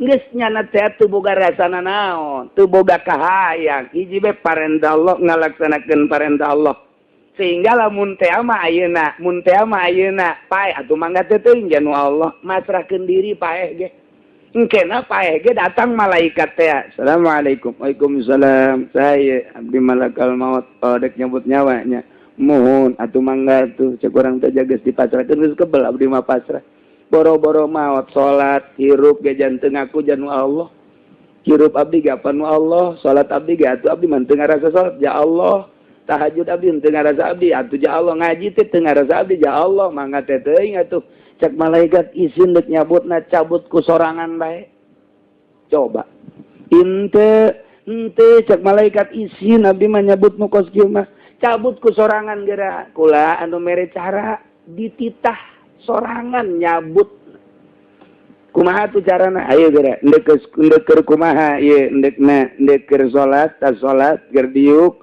apakah ieu teh keur berbaring ayo geura cabut ku sorangan asa-asa bae geus ku sorangan ih cek urang teh atuh mangga bae henteu ieu mah kula mah ieu mere cara bae mere cara ayo cabut ku sorangan emang geus dipasrahkeun geus kebel ieu ya hirupna ge nu Allah tah moal sieun kapain matak titah perang siap titah ngridit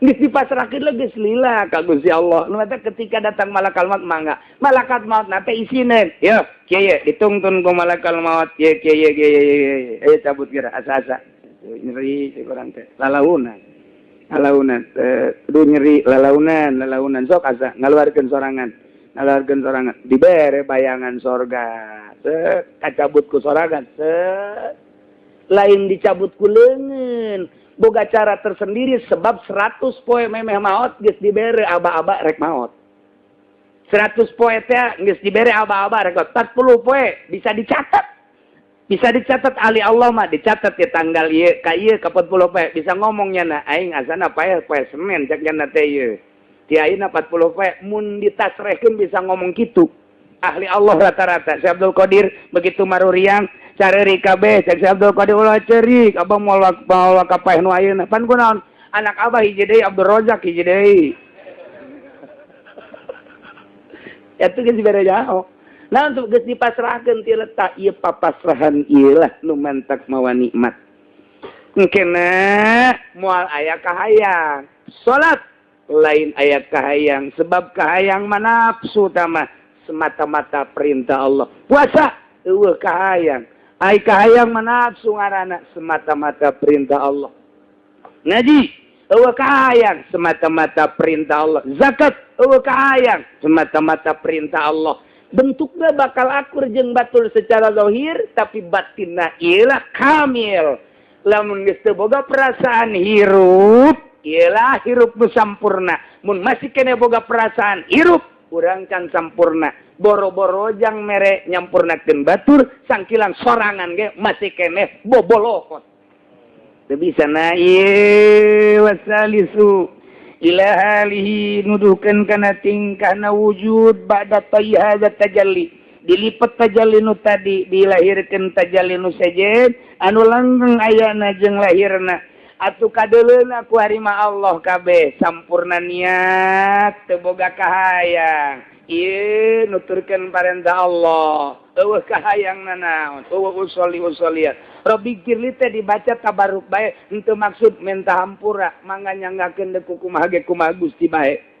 Geus eueuh harapan jang diri sorangan geus eueuh. Maca istighfar dibaca mah dibaca ngan eta mah sakadar parentah Kangjeng Rasul be abdi mah. Ieu mah dibaca emang geus sampurna ieu. Ngadak cek Siti Rubaiyah istighfaruka saju ila istighfar ge eta mah tuta eta teh nu bobolokot keneh. Nah ku ari mah syahadat teh sampurna lantaran eueuh dedeulean kecuali Allah. Geus ku ari dedeulean naon bae Allah teu kabita ku sekupi teu kabita ku apansa kadeuleuna sampah nu kitu mah hiji bae Allah bae geus bae ngeunah geus sampurna niat teu boga kahayang sampurna takbir teu boga dedeulean iwal ti Allah sampurna syahadat eueuh ka endek iwal ti Allah sampurna hirup teu boga hirup kecuali nu boga hirup Allah dipasrahkeun sadaya-daya ieulah tajalli nu ieu anu terus bae istiqomah waliyun min auliyaillah memeh kadinya kudu tapa heula mantak teangan kuari di mana kuburan di mana leuweung tapa sugan bae aya nu mere batu koclak geus lain deui bae tapana emang tapa Kiai Golkar mah kos kitu tapat teh hayang peso, tapat teh hayang batu. Ai wali mah lain kitu tapat teh endek nenangkeun diri hayang ka Gusti be supaya nu kadeuleu teh Gusti. Geus urang tapat tina paharaman be. Ye, anti dibere ku pamarentah tapa ngaranna, anti tina kredit tapa ngaranna, anti tina bunga bank tapa ngaranna, anti tina dula-deuleu ka lain deuleuanana tapa nu kitu ngaranna. Mun aya we gelis bareng eta nu jore heula nu geus lawagalanan. Nah, ieu teh urang carita singkat urusan kawalian.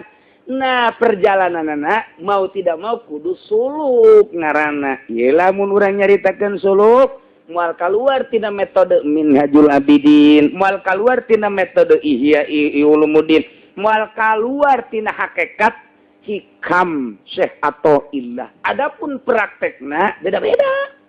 Eta mah Minhajul Abidin mah carita kitu bet praktekna mah engke kumaha guru. Praktekna mah engke kumaha kebutuhan diri. Dek di mana urang praktekna suluk teh aya nu kudu di guha, nu kudu di leuweung, nu kudu di kamar. Mun bisa bari kecampuran bae Gus Dur henteu kacaritakeun di mana guhana, di mana sekali-sekali doang. Nyana babarengan jeung masyarakat jaman tapi lamun teh suluk moal diangkat ku Gusti Allah jadi wali moal kabeh suluk aya nu babarengan bae ngan tetep kudu boga guru nu mentak Gus Dur mah teu kaluar ngomongna guru dibelem ku guru siap etalah nah iyalah anu bertentangan jeung paham Muhammadiyah bertentangan jeung Persis bertentangan jeung PKS bertentangan bodoh tapi nu ngarasakeun diri sorangan engke ngeunaheun geura maca Quran nikmat zikir ngeunaheun salat aduh penting teh geus ngeunaheun Allahu akbar geus inget di bumi alam ngeunah urang mah inget di bumi alam teh eta bae nu hiji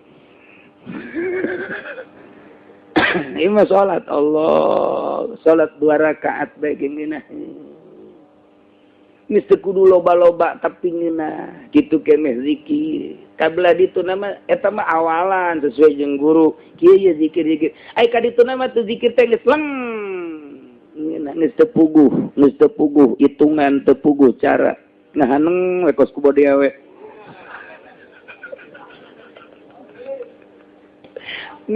geus teu kudu dituturkeun ta ku murid itu murid mah gua hacak guru bae cak guru kitu bae engke diataekeun ieu ku guruna naek ye lantaran geus kaciri aya tanda-tandana naek lamun encan aya tandana tuh moal ditaekeun engke geus aya tanda-tandana datang ka mana kurang resepna kana dunia pan ukuranana resep ka Allah resep ka akhirat heula handap keneh jasa encan ka Allah ka akhirat heula berarti ninggalkeun dunia ngageser ka akhirat eta salah keneh engke mah lain akhirat mah pan sorga ulah aya sorgaan Allah ngan moal kadi-kadinyakeun heula ieu bae heula geser sabaraha persen neuleuh murid ngageserna tina resep lana dunia ka lain dunia karak naik engke aya doktrin-doktrin ti guru ulah kitu bae kieu aya engke tapakurna kieu engke muraqabahna kieu aya bimbingan khusus lamun bimbingan khusus eta lah engke ngarasa ahli tarekat padahal horenganan pelimbah ngarasa ahli tarekat padahal mah horenganan politikus korup ngarasa ahli tarekat padahal mah horeng rangda di bobonceng bae beres jadi bobonceng bae ditumpakan Masya Allah beres ditumpakan ge aya sampingan mah disinggalkeun saeutik